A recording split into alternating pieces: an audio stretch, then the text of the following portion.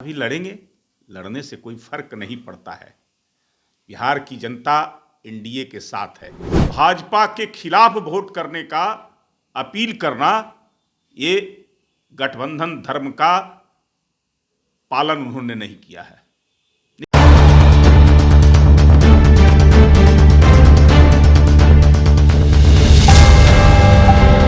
नमस्कार, आप डीटीवी भारत देख रहे हैं। मैं हूं आपके साथ निषेध ठाकुर।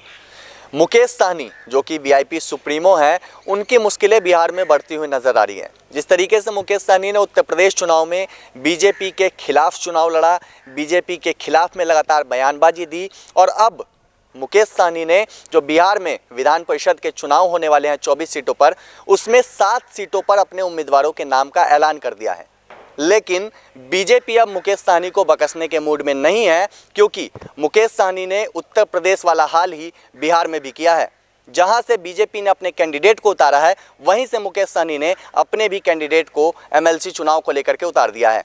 जिसके बाद अब बीजेपी के कई बड़े और कद्दावर नेताओं की भी प्रतिक्रिया लगातार सामने आ रही है, और वो इस बात को कह रहे हैं कि जिस तरीके का हाल मुकेश सहनी का उत्तर प्रदेश चुनाव में हुआ, वही हाल बिहार में एमएलसी जो चुनाव होने वाला है उसमें मुकेश सहनी का होगा। यानी जिस तरीके से उत्तर प्रदेश में मुकेश सहनी को हार का सामना करना पड़ा, वही हार का सामना एक बार फिर से बिहार में भी मुकेश सहनी को करना पड़ेगा।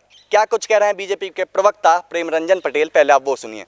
नहीं, अभी मुकेश सहनी उत्तर प्रदेश में भी चुनाव लड़े हैं।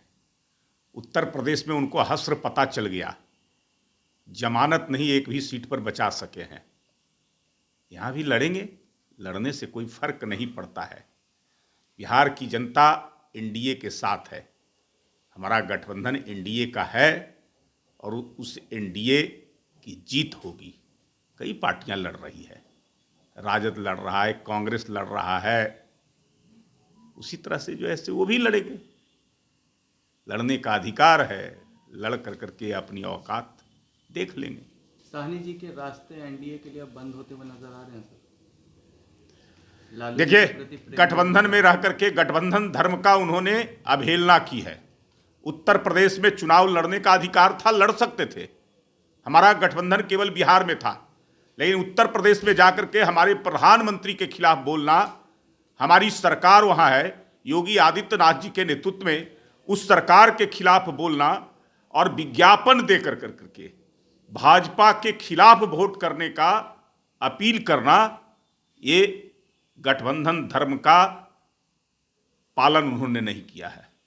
निश्चित तौर पे मैं तो कहता हूं कि अगर थोड़ी भी नैतिकता है तो उनको खुद जो है से मंत्रिमंडल से इस्तीफा देकर के बाहर हो जाना चाहिए।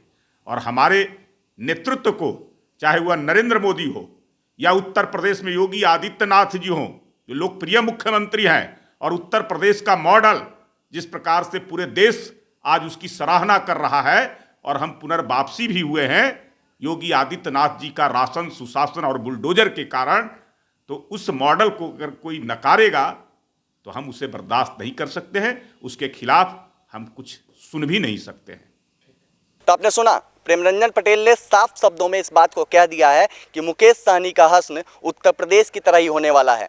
चुनाव लड़ना सबका अधिकार है, मुकेश सहनी भी चुनाव लड़ रहे हैं, लेकिन विधान परिषद के चुनाव में मुकेश सहनी की पार्टी को हार का सामना करना पड़ेगा। बीजेपी के नेता इस बात को कह रहे हैं। साथ ही साथ इस बात को भी कह रहे हैं कि एनडीए के दरवाजे अब मुकेश सहनी के लिए बंद हो रहे हैं, क्योंकि उत्तर प्रदेश में उन्होंने प्रधानमंत्री नरेंद्र मोदी को ललकारा था और उनके खिलाफ भी लगातार बयानबाजी दी थी। उत्तर प्रदेश में उन्होंने योगी आदित्यनाथ के खिलाफ भी लगातार बयानबाजी दी थी, और जब वो उत्तर प्रदेश में चुनाव हार गए हैं तो उनको अब कहीं ना कहीं बीजेपी बिहार अब बकसने के मूड में नहीं है, और बयान लगातार इस बात को साफ तौर पे स्पष्ट कर रहे हैं कि मुकेश सहनी को बिहार की राजनीति से बीजेपी अब दरकिनार करने की कोशिश में लग गई है।